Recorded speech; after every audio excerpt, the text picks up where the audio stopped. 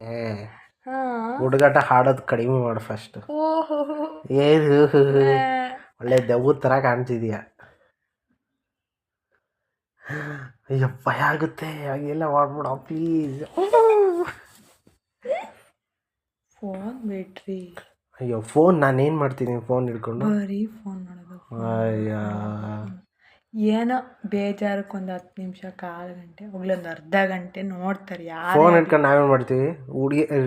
ಚೆನ್ನಾಗಿರೋ ಹುಡುಗಿಯರು ರೀಲ್ಸ್ ನೋಡ್ತಿರ್ತೀವಿ ಅಷ್ಟೇ, ಬೇರೆ ಏನು ಮಾಡ್ತೀವಿ?